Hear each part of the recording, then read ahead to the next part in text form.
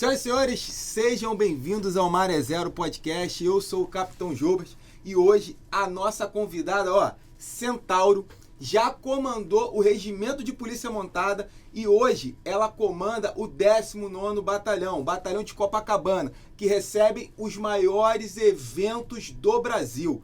Seja bem-vindo, Coronel Daniele, ao Maré Zero Podcast. Bom dia, Jalbert. É um prazer, né, a gente estar aqui no podcast da nossa corporação, né, e uma coisa que a gente não podia nem imaginar, né, quando eu entrei na academia, 27 anos atrás, né, é um prazer, uma honra estar aqui, né, representando as oficiais femininas, né, que hoje ocupam cargos de comando, então um prazer é meu. Obrigado pelo convite. Muito obrigado. A senhora falou um ponto importante sobre o Maré Zero Podcast, é uma voz que a Polícia Militar tem. O Coronel Irá também esteve aqui com a gente, falou também a mesma coisa. Eu acho que é muito importante a gente trazer essa proximidade, poder contar as histórias da Polícia Militar pela voz da Polícia Militar. A gente tem a grande mídia também que conta as histórias, mas nada melhor que a gente mesmo, né, contar as nossas histórias. E aí, Coronel, eu já vou começar quente. Eu já vou perguntar para a senhora o seguinte: como é ser mulher comandando um batalhão operacional da Polícia Militar? Eu acho que a gente é uma oportunidade da gente estar gerando inclusão, né, estar promovendo a igualdade de gênero e estar incentivando, né, inspirando outras mulheres, mas assim, mesmo que seja sem você planejar isso, né? Às vezes eu não me planejei me tornar uma referência e nem trabalho para isso, né? Mas acaba que o simples fato de você ocupar lugares que as pessoas entendem como masculinos, a gente já está sendo uma inspiração, sendo uma referência, né? Então, assim, até às vezes a gente se assusta, né? Pô, você está sendo chamada para falar sobre empoderamento feminino, mas, assim, muito que foi fazendo o que a gente tem que fazer, né? O que um homem faz, às vezes, não causa tanto espanto, né? Mas, assim, é uma honra, né? A gente carrega esse peso de não errar, porque você está representando uma classe, eu tenho isso comigo, então, assim, é uma responsabilidade muito grande. Maravilha. E o que fez a Daniele, lá atrás, menina, escolher a Polícia Militar? Bom, com toda certeza foi influência do meu pai, né, que é policial militar e sempre foi um ídolo para mim, então eu ouvi as histórias dele, sempre foi algo que eu nunca pensei em fazer outra coisa, né, então eu sempre quis ser policial, muito por influência dele, agradeço a ele, vem fazendo uma carreira, né, exemplar igual a dele, então com certeza foi por influência dele. E com certeza motivo de muito orgulho para ele, sim, né? Sim. E a senhora escolheu assim fazer o curso de oficiais, como é que foi essa história? Eu fiz na nossa época pré-vestibular, né, então ia fazer o vestibular para enfermagem e aí tinha o vestibular da Sesgran Rio, na minha época ainda era Sesgran Rio. Então eu optei por fazer e deu certo, graças a Deus. A gente foi assim, foi meio instintivo, né? Eu já entrei no pré-vestibular sabendo que eu queria fazer a prova da Sesgran Rio. Tanto que quando eu passei e fui aprovada, já abandonei as outras universidades, não fui fazer segunda fase. Meu pai só ficou sabendo disso depois que eu passei em tudo, né? E quando a senhora contou pro pai da senhora, passei, vou pra Expo, e aí?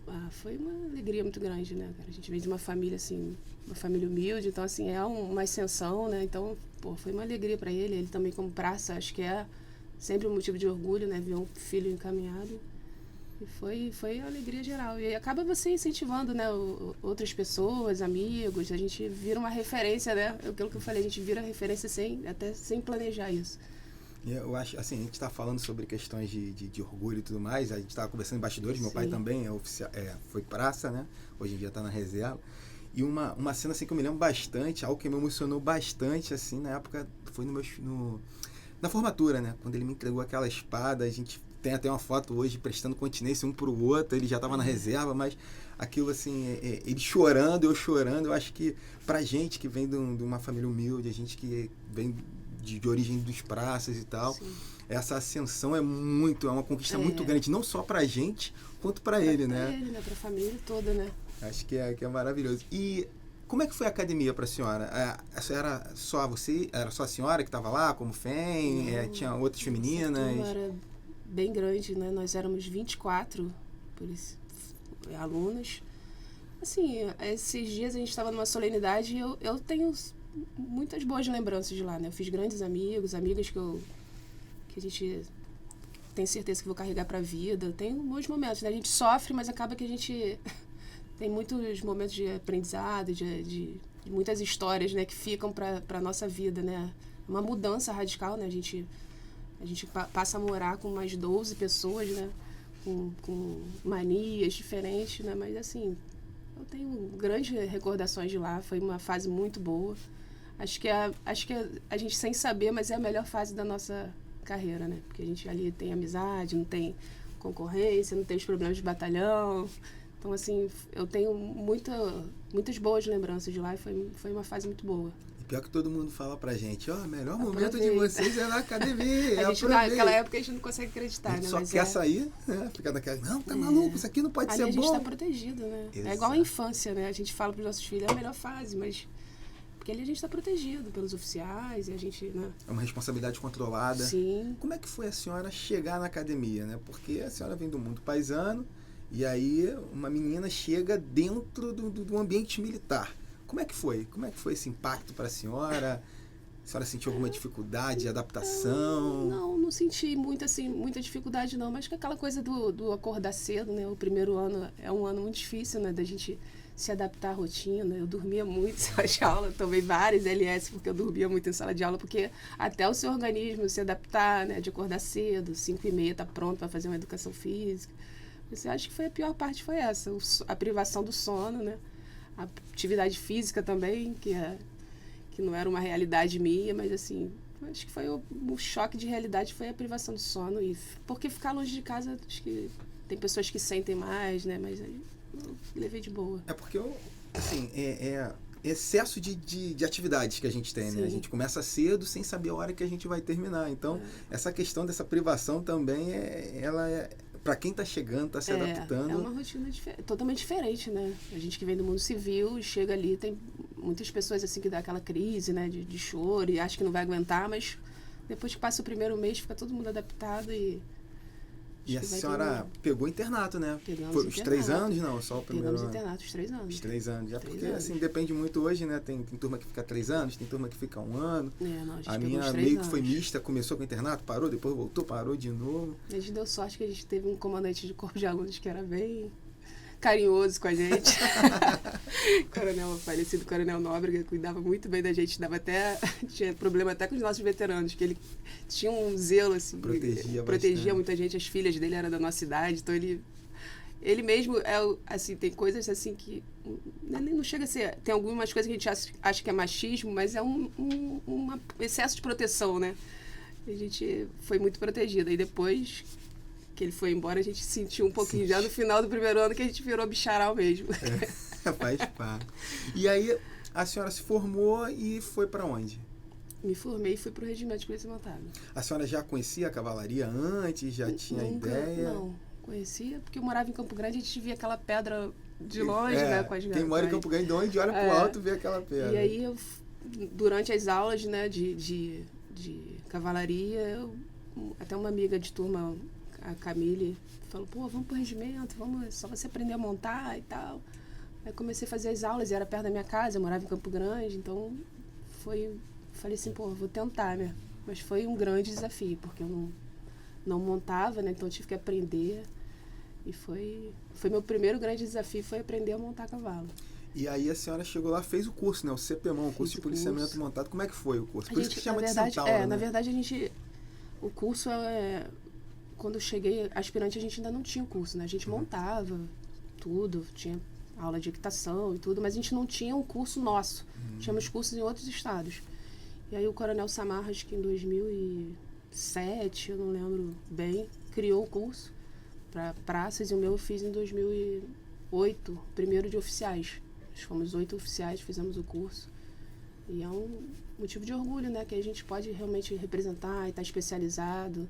E a unidade, quando virou uma unidade especial, né? Que quando eu cheguei lá, ainda era uma unidade mista. A gente tinha área de policiamento. E quando a gente passou a ser uma unidade especial, a gente evoluiu muito, né? E cresceu e está aí levando o nome do regimento para o Brasil inteiro. Que ano que a senhora chegou na cavalaria? 2001. Janeiro de 2001. E aí a senhora falou que era misto. Como é que era isso? Era um batalhão convencional com cavalos, né? A gente falava isso. Era um batalhão convencional com cavalos. Então, assim, às vezes a atividade montada era negligenciada porque você tem, né, tem números, tem resultado. Então, a gente, na verdade, eu acho que a gente era mais... A importância era muito maior para a área do que para a equitação mesmo, né?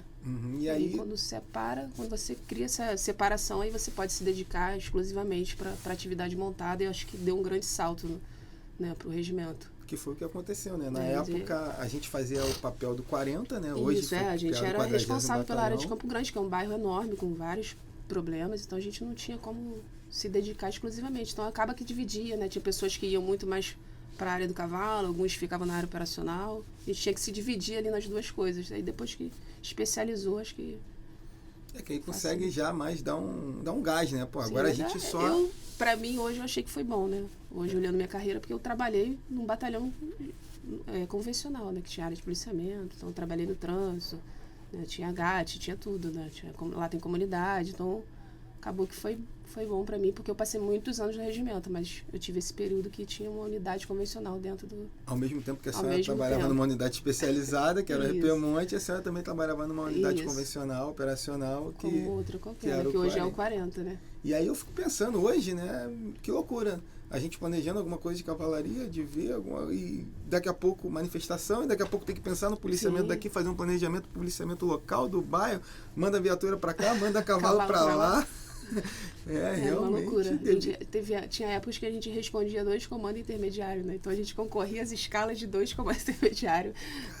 Era bem complicado, mas graças a Deus agora acho que o regimento só tem crescido, só tem, né, aparecido bem aí nacionalmente.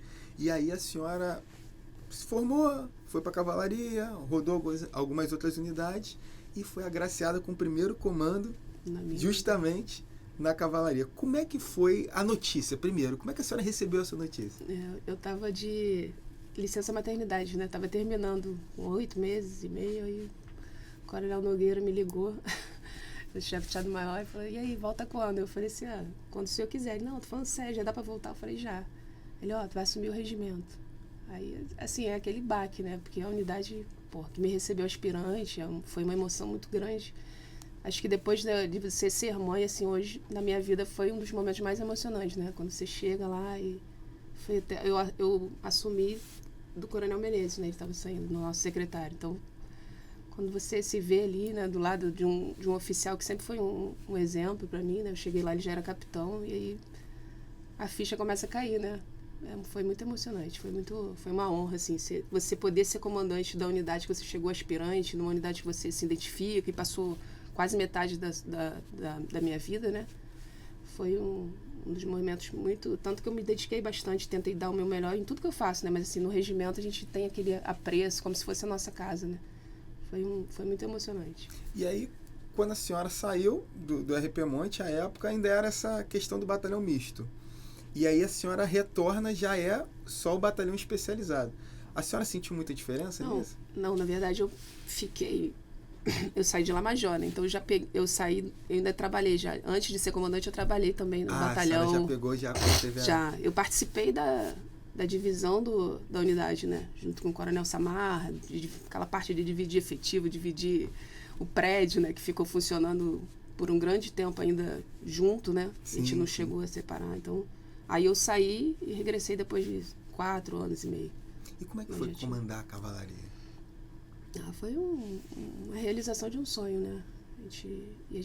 Quando a gente chega na unidade, as pessoas ficam, daqui a pouco é você, daqui a pouco... E a gente acha que tá uma coisa tão distante quando vê, né? E você quer botar tantos projetos, né? Que você, como eu fui muitos anos, e tantas coisas que a gente queria realizar, e às vezes...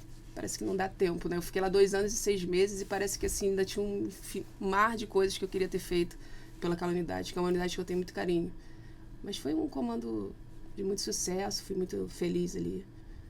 Construí grandes coisas, é legal você voltar na unidade, né, e ver que você deixou um pedacinho seu ali, se ver em alguma coisa. A gente teve a honra também de receber o Coronel Saraiva, que hoje é o comandante lá da cavalaria, falou bastante pra gente, contou bastante da cavalaria, mas eu queria ouvir da senhora, qual a importância para a senhora da cavalaria para a Polícia Militar hoje? Eu acho que hoje muitas pessoas ainda questionam, né, a funcionalidade do regimento, mas hoje, se você conversar com com alguém que comanda um policiamento num grande jogo ou numa manifestação que precisou da cavalaria. E a pessoa não vê a nossa funcionalidade, é assim... outro dia eu estava conversando com o comandante do primeiro CPA, e ele foi CPA, né? E ele falou, cara, vocês em grandes eventos, num grande jogo, num clássico, a gente faz a diferença. E é isso, né? A gente trabalha como controle de estupro civil, a gente tem a nossa parte social, que é a ecoterapia também, que é um projeto muito bacana, que só tem a acrescentar, né, na vida das pessoas. E eu acho que é isso. O regimento, ele vem se mostrando cada vez mais necessário, né? E no policiamento ordinário também, eu recebo efetivo do regimento diariamente na Operação Verão. Então, assim, acho que ele já conquistou o espaço dele, né? Uma unidade que hoje conquistou o espaço dele. A gente até estava comentando nisso sobre a questão dos grandes eventos, né? Das manifestações de 2013, que foi fundamental a cavalaria, que defendeu com afinco a prefeitura, né? A prefeitura só não foi invadida e quebrada porque a cavalaria estava lá. A senhora estava lá? Estava lá. E o que a senhora pode contar pra gente de 2013, aquele sanhaço?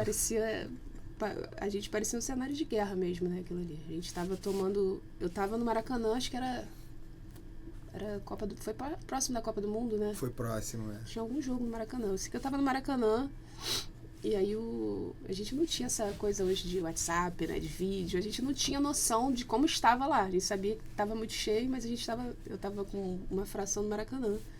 E aí eu liguei pro meu comandante na época, ele falou, vem pra cá todo mundo. Aí a gente foi, eu passo pra lá. Quando a gente chegou lá, já bateu de frente com aquela praça de guerra e realmente não tem outra palavra, né? Era uma praça de guerra, né? Os cavalos, uma correria danada.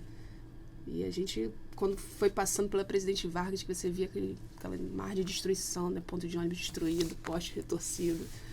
E a gente realmente fez a diferença também. A gente lembra que a gente teve que tentar invadir o QG, a gente saiu ao galope lá da Presidente Vargas até o QG. Caraca. Foi muito bacana. Chegou lá e todo mundo assim aplaudindo a nossa chegada, né? Com medo, né? Porque eu acho que de invadirem o QG foi uma experiência assim que a gente leva pra vida, né? Porque assim, é importante até a senhora falar disso, porque mostra como é o cenário do Rio de Janeiro e como a polícia trabalha. A gente atua em várias frentes. Várias frentes. A gente estava tendo uma mega manifestação com mais de 1 milhão de pessoas, né? Estava tendo jogo no Maracanã, estava tendo outros eventos espalhados no Rio de Janeiro. A cidade não para. E a gente lá, daqui, remaneja de lá, e vai colocando as forças. E a assim, gente dá um jeito. Essa questão do controle de distúrbio civil também, a gente vê que a cavalaria ela é sensacional. Sensacional. E vai estreitando os laços. O choque também ajuda bastante. Choque. Acho que hoje já tem muita interação também das doutrinas, porque a gente tem que atuar em conjunto, né? A cavalaria é a última a ser empregada no controle de distúrbio civil, né? Então, acho que a gente hoje tem duas unidades fortes, né? O batalhão de choque também, que acho que depois das manifestações também teve uma repaginada, né? Sim, e mostrou que a importância dele, porque como ficamos anos sem ter manifestações, acabou que foi ficando deixando de lado, né? Mas quando você vê a importância de uma unidade num momento desse, acho que é importante. Hoje, o choque é uma grande potência também, assim como o BOP também. Sim. E acabou que a gente criou também o BPGE, que hoje é o RECON também, que vem se amoldando, tem hoje também a sua doutrina, mas também faz essa parte de distúrbio civil também. Eu acho que, como a senhora disse, 2013, assim como outros fatores, outras situações acontecem que fazem a gente nos moldar, né? Vamos adquirindo experiências. O BOP, eu conversei com o comandante, ele disse que a gente conversou muito sobre o 174, que o Coronel Irá falou que mudou um pouco a questão das negociações, o grupamento de ações táticas. Só cresceu, né? Às vezes, do momento ruim, a gente, né, tirar aquilo ali, adversidade que a gente... ser resiliente, se reinventar, né? Se reinventa. E aí a cavalaria também, o próprio choque também. Sim. E é isso. E aí a senhora comandou 2 anos e 3 meses? 6 meses. 6 meses. E de lá foi para Copacabana. Como foi chegar em Copacabana? Como foi a notícia de Copacabana? Eu gosto de saber assim. Como é que foi? Ligou, não ligou? Meu comandante na época me ligou e falou, Daniele, que eu tenho 3 filhos, né? Uhum. E é uma unidade que requer muita dedicação, né? Então ele me ligou, e aí, tá preparada? Tem como assumir o 19º? Eu falei, pô, claro, chefe, tô pronta. Vamos falar não, né? Não. O comandante não pronta, tem, não. Mentira. Cheio de medo, assim, uma realidade totalmente diferente, né, da minha vida. por mais que eu tenha trabalhado no 40, mas também não tem nada a ver com a Zona Sul, então, assim, foi um baque, né?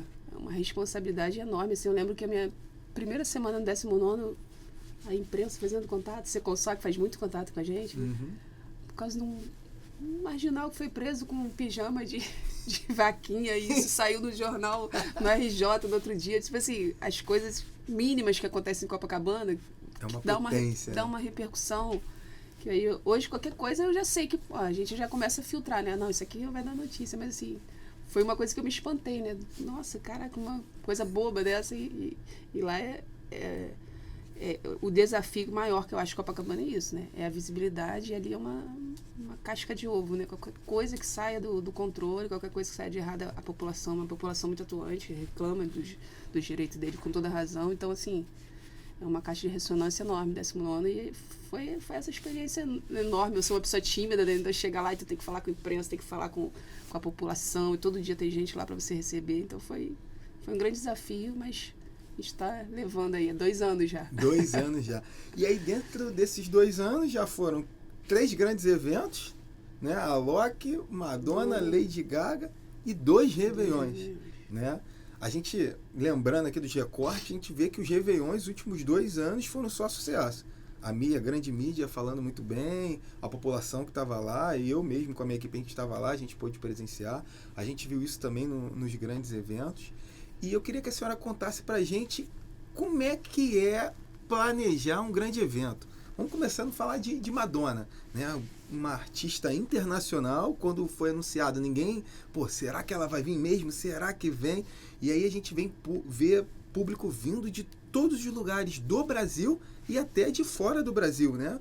Então a gente tem aquele mais de 1 milhão de pessoas e tudo.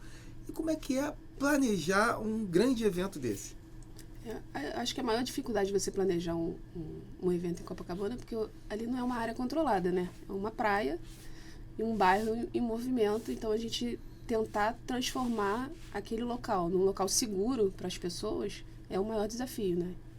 E aí a gente acaba tendo que restringir o ir e vir das pessoas, mas eu acho que com o tempo eles estão vendo que é necessário, né? A gente teve um evento que a gente não adotou esse protocolo, que não foi tão exitoso, então acho que a corporação entendeu que a gente tem que realmente fazer as linhas de revista, de bloqueio. A gente usa hoje cada vez mais plataformas, né, no meio do público para a gente ter poder ver e ser visto, né?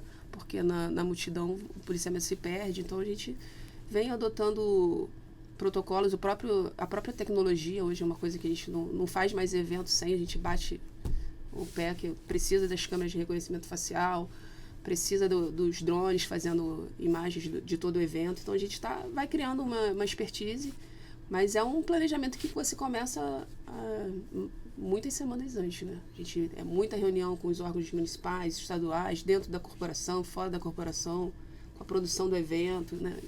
E hoje a gente, por eu estar 2 anos, a gente meio que acaba tendo uma legitimidade nessas reuniões, né? Então as pessoas ouvem o que a gente está pedindo e é um grande desafio. Até porque nesse show agora da Lady Gaga são coisas bobas, né? Um show super cheio, milhares de pessoas e não tinha uma segunda atração depois da Lady Gaga. Então foi uma saída em massa e o transporte público não dá conta, então a gente tem que cada evento é único, né? O Réveillon é um evento, o show da Madonna foi Lady Gaga foi outro, então a gente vai aprendendo com a experiência, e é um grande desafio você tornar uma praia numa arena de palco de um show. É um desafio muito grande. E assim, importante a senhora falar que cada evento é cada evento, assim como o público também é diferente. Também muda totalmente. O Réveillon você tem um tipo de público, Madonna você teve outro, Lady Gaga você teve outro. A gente que está sempre lá cobrindo, fazendo, a gente consegue perceber isso nas pessoas, né? Olha isso, aqui da Lady Gaga é diferente do pessoal da Madonna, que é diferente do pessoal que vem para cá do Ano Novo. Então, até para questões de planejamento, isso é importante. Né? A gente absorver, a gente entender. E, assim, como a senhora disse também, começa muito antes. Não é só chegar, vai ter o evento amanhã, então vamos botar um policiamento lá. Não. Existe todo um planejamento, existe reuniões com prefeitura, com outros órgãos externos, com a comunidade, com todo mundo, para no final a gente chegar naquele policiamento e que, graças a Deus, tem resultado. Né? Graças a Deus e graças ao profissionalismo da senhora e da equipe da senhora, tem dado lá sucesso. E como é que foi, o primeiro grande evento da senhora foi o Alok, né? Alok. E aí depois veio o Réveillon. Réveillon, aquela atração mundial, todo mundo falando. Como é que foi, assim, a expectativa da senhora daquele evento, de fazer? Fica meio surtado sem dormir, assim.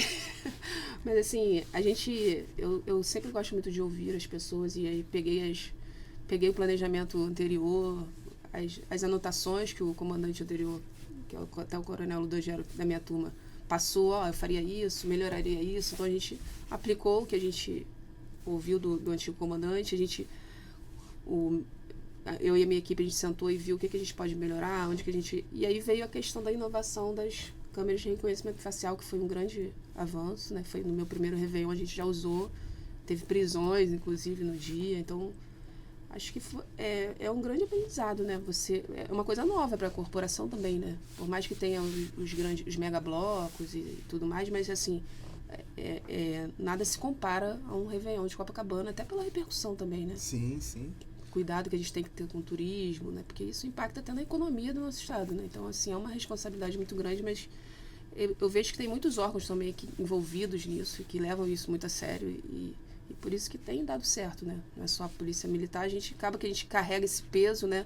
Por causa da violência, mas, assim, são vários órgãos envolvidos querendo que dê certo, e uma tropa também, eu tenho que agradecer muito a tropa do 19º, porque tem toda uma questão logística que às vezes a pessoa não vê, né? De você levar um isopor com gelo para colocar na torre, o quanto trabalho que isso dá, você, né, mobiliar 30 e poucas torres com isopor, com gelo, com água, você fazer comida né, você providenciar café da manhã, almoço, quentinha, assim, um aparato logístico muito grande também, né? O quartel-general hoje recebe grande parte desse efetivo, né, que tira a falta lá para depois ir pro 19º. Foi uma coisa que a gente iniciou em 2023, em 2024 não era feito dessa maneira, era tudo no 19º, e o bairro colapsava, né? Colapsava, porque a gente não tem como, a gente não tem pátio. Então, receber 3.000 policiais. É uma coisa também que vem dado certo. O meu subcomandante trouxe essa coisa do 4º e do 5º Batalhão, que ele foi P3, e a gente vem crescendo, né, nesse planejamento, e acredito que a corporação tende a melhorar, né? Os próximos comandantes também, com certeza, vai botar o dedo dele ali, vai melhorar o planejamento, e eu fico feliz da gente dar um resultado positivo para a corporação, né? O importante é isso, a gente criar memórias, sim, né? Mostrar, isso aqui deu certo, isso aqui poderia melhorar, você que está sentando aqui agora segue a tua linha, mas aqui, tá aqui esse relatório, tá isso, vamos seguir. E uma coisa que me chamou muita atenção que a senhora falou, que muitas das pessoas que estão lá, eles não percebem o tanto da logística que é para fazer aquele policiamento funcionar. Sim. Né? Porque a gente tem que pensar no café da manhã, no almoço, na janta daquele policial. A gente tem que pensar na hidratação, né? Poxa, o cara não vai sair com uma água, o cara vai ficar 8 horas de serviço, 12 horas de serviço, ele vai sair com uma garrafa d'água e tá lá naquela torre que ele não consegue mais descer, que tá montoeira de gente. Como é que ele vai fazer para beber? Aonde ele vai procurar para hidratar? E aí, ele vai ter que sair do posto dele, abandonar o posto, entre aspas, para poder isso. Então, são essas séries de fatores que as pessoas não percebem, porque chega lá, tá tudo montadinho, tudo pronto, bonitinho. Não, né? Sabe o trabalho que deu, né? A própria rendição, né? Que a gente tenta sempre estar atuando para que consiga render o policial no horário dele, para que ele não exceda o horário. Às vezes acontece de acabar excedendo, né? Então, assim, é todo um preparativo, é toda uma logística bem pesada para que dure ali um dia, às vezes, para um show, né? De 2 horas. Né? Um planejamento que dura meses, uma logística ali que começa 2, 3 dias antes, você preparando, já em Copacabana já começa a fechar ali a partir das 7 horas da manhã, então fecha 7 horas para você ter um evento que começa às 9. Então é toda uma logística para o pessoal conseguir assistir o seu show. Isso. Chegar lá na sua paz, curtir com seus amigos e ir embora em paz também, né? Então, assim, é importante a gente trazer esse bastidor, trazer quanto é trabalhoso para a polícia militar, que a gente fica ali no backstage. A gente quer ficar no backstage, a gente não quer aparecer. Claro. A nossa ideia é chegar, fazer o policiamento extensivo, todo mundo ser feliz e passar em branco. A gente não está preocupado, prende um, prende dois. Não, a gente quer que não aconteça nada, que o evento aconteça da melhor forma e que o público que esteja frequentando, ele saia dali com uma boa impressão. Curti, estou feliz, volto no próximo. Né? E aí a senhora fala de tecnologia. O que a senhora acha que é importante? Utilização de drone, câmeras. A senhora acha que ajudou? Acho que ajudou muito, não tenho dúvida, porque em determinado horário a gente não tem mais como você circular no bairro, né? Fica muito a dificuldade muito grande você se locomover. E as câmeras, você, né, tem visão da área do palco, consegue ver os pontos de revista e te auxilia na tomada de decisão, né? Acho que foi um avanço que esse ano agora a gente ficou a produção, as produções sempre ficam naquela coisa, quem vai custear, quem não vai, mas assim, é uma coisa que a gente sempre bate o pé, não tem como a gente fazer o evento sem as câmeras de reconhecimento facial. E a senhora... até porque se der alguma coisa errada, vão atribuir a isso, né? Então, e realmente ajuda muito a gente, o alto comando da corporação, o secretário que acompanha o evento desde cedo, ele fica lá no carro comando, tendo acesso a essas imagens, então acho que é um caminho sem volta. A senhora acha que a câmera de reconhecimento facial funciona como inibidor também? Eu acho que o fator psicológico conta muito, né? Você vê que quando iniciou em Copacabana, a gente toda hora tinha alerta, né? Não só em grandes eventos, no nosso dia a dia a gente tem 10 câmeras lá que fazem esse... E hoje você quase não tem mais na orla, você quase não tem mais alerta. Quando tem uma câmera que dê um acesso para uma comunidade ou no metrô, mas na orla de Copacabana a gente quase não tem mais. Então, com certeza, são devido às câmeras que inibe da pessoa ir para lá. Né? A gente conta que às vezes vem aqueles garotos, né, que a gente já fica desconfiado e tal, quando eles veem a câmera, a gente passa ali na câmera de novo. Aí alguns nem vêm, vão embora. Quer dizer, tem o fator psicológico também, né? Que a pessoa fica com medo de passar ali, tá devendo alguma coisa e acabar ficando agarrado. A gente trouxe o Major Agdan aqui, foi até o nosso primeiro episódio, e ele falou bastante sobre isso, sobre a câmera de reconhecimento facial, esse fator de inibição, né? De ser mais uma forma de um policiamento ostensivo ali também. E aí ele foi falando pra gente sobre as prisões que eles foram fazendo, e a gente chegou até numa conversa falando sobre isso, sobre a questão da abordagem, uma abordagem direcional certa. Sim. Né? Porque a câmera vai te mostrar que aquele indivíduo, ele tá com alguma pendência na justiça. Então você já vai abordar certo. Não tem mais, não precisa daquele tirocínio policial, não precisa da fundada suspeita para você poder fazer, né? Então a tecnologia, ela vem te ajudando cada vez mais para a gente conseguir trabalhar e melhorar o nosso serviço e prestar um melhor serviço para a população. E eu me lembro que a gente conversou, foi no Réveillon do ano passado, que eles iniciaram um programa de reconhecimento facial também para desaparecidos. Sim, bacana. E aí teve não me recordo se foi uma menina ou um menino, não sei, que ele era autista. Era autista. E aí ele sumiu. Foi no Réveillon. E ele sumiu. A mãe foi procurar o policial, falou, cara, meu filho foi lá no Major lá, estavam no carro comando, meu filho sumiu, eu não estou encontrando, aquele desespero. Ele pegou a foto dele, botou no sistema de reconhecimento facial, 1 hora e pouca depois, o moleque foi encontrado. E assim, se fosse em outra situação, mais de 1 milhão de pessoas, é uma agulha no palheiro. Como é que você encontra? Né? E graças à tecnologia, ela nos ajudou a fazer isso e a conseguir encontrar. E aí uma outra pergunta assim, que bastante causa muito questionamentos e tudo mais, a questão do ponto de revista e entrada de objetos perfurocortantes, garrafas, né, de vidro e tudo mais. Queria que a senhora me explicasse um pouco como é que funciona. Então, a gente cria esses pontos de revista.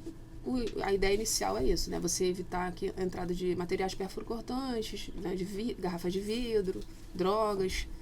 Então, assim, inicialmente a gente, por exemplo, o show da Lady Gaga agora a gente não tem muito problema, porque a pessoa tiver com uma faca, com uma tesoura, um estilete, a gente tira da pessoa e tudo bem. Agora no Réveillon é uma grande batalha pra gente, que são as questões dos espumantes, que as pessoas querem adentrar para fazer a comemoração mas a população tem entendido que é necessário isso, né? É uma medida, às vezes, antipática, mas que é para a segurança de todo mundo. A pessoa sai de lá, às vezes, a maioria sai entendendo aquilo e descarta ali, mas foi um grande avanço. Esse último evento agora a gente não teve ninguém ferido com arma branca. Não teve nenhum atendimento, né? Que às vezes você tinha alguns atendimentos que a pessoa, na hora A pessoa, na hora que vai furtar alguma coisa, ele corta a pessoa e, né, dá uma estocada. E nesse último evento a gente não teve nenhuma pessoa ferida com arma branca. Então, assim, se mostra necessário, acho que não tem como, como até nos mega blocos também, né? Não tem mais como a gente pensar num grande evento, uma grande concentração de público que a gente não faça esse tipo de ação preventiva, né, que tem dado tanto certo. Até que a senhora falou a questão de vai se consolidando, né? A gente vai obtendo resultados, vai mostrando por A mais B, cara, é uma medida antipática, mas olha que esse resultado que a gente está fazendo, né? É algo para um todo, né? Eu sei que você tem o seu problema individual, mas quem está ganhando é o coletivo, então a gente faz para o coletivo. Então é importante a gente trazer esses resultados, como a senhora disse. Eu não sabia que não teve nenhuma ocorrência com objeto perfuro-cortante durante o show, que mostra que estamos no caminho certo. E eu me recordo que isso começou, se eu não me engano, no carnaval, lá na área do Quinto Batalhão. Né? Acho que foi Major Palagá, não me recordo, que começou a implementar essa situação desse cinturão, desse ponto de revista e tal.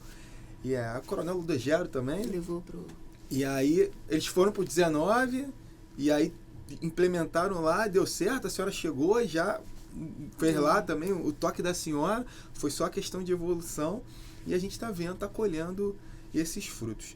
E aí, Coronel, saindo desses grandes eventos, né, que eu sei que a senhora, falando em grandes eventos, a senhora já deve estar pensando, Réveillon, vai chegar o próximo, está chegando o próximo Réveillon, e já começa lá os preparativos e tudo mais. Eu queria perguntar para a senhora, e a praia? Como é que é o policiamento de praia? A gente vê, né, Copacabana, Princesinha, todo mundo fala, é o maior ponto turístico do Rio de Janeiro. Quando se fala em praia, todo mundo quer ir para Copacabana, todo turista quer conhecer Copacabana. E como é que é fazer esse policiamento em Copacabana? Eu acho que as pessoas acham que o nosso desafio são os grandes eventos, né? Mas acho que o nosso grande desafio é todo o verão, né? Que às vezes começa em setembro, né? E é uma dificuldade porque a gente tem que montar um verdadeiro exército para poder manter que as pessoas possam acessar a praia, né? Então é um desafio diário, né? E isso vai de segunda a segunda, né? Quando começa dezembro e janeiro, são meses que a gente, assim, tem muito trabalho, porque tu vê, a gente tem uma linha de ônibus que a gente tem que escoltar ela dentro do bairro para não ter roubo e não ter depredação de ônibus. Então, assim, é muito difícil, assim, toda saída de praia é como se fosse um grande evento, né? A gente tem um grande evento todos os dias e às vezes nem com esse efetivo todo que a gente tem, né, em grandes eventos e aos finais de semana.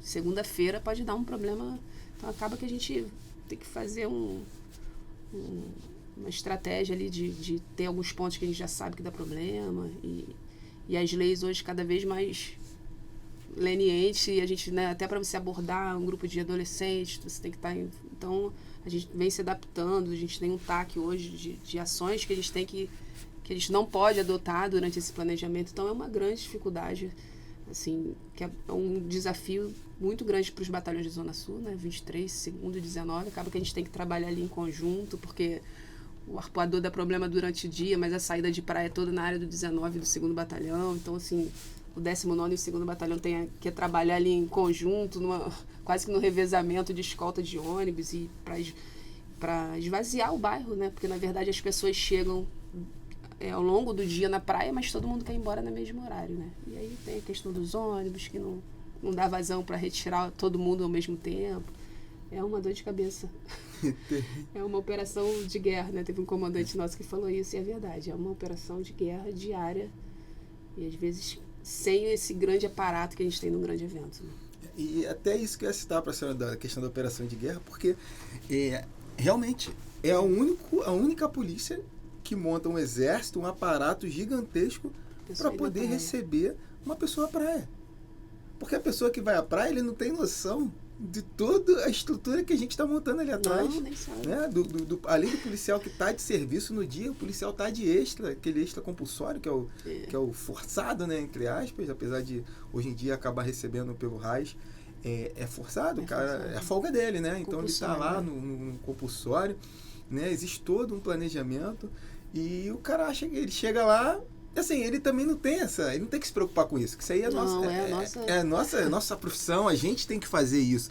Mas é importante que ele saiba o que rola ali atrás, né? O que a gente faz, porque ele é o nosso principal cliente, né? Nós somos prestadores de serviço, estamos servindo, protegendo. Então é importante que ele saiba o que a gente está fazendo para que ele tenha um dia normal de felicidade, de diversão na praia. Nem tenha dimensão de tudo que a gente tem que levar em conta na hora que você faz um planejamento, né? Que em determinado horário tem que estar na Atlântica, daqui a pouco você tem que ir para Nossa Senhora, daqui a pouco o foco é a escolta dos ônibus, e a pessoa que está ali na praia não tá nem se dá conta disso, né?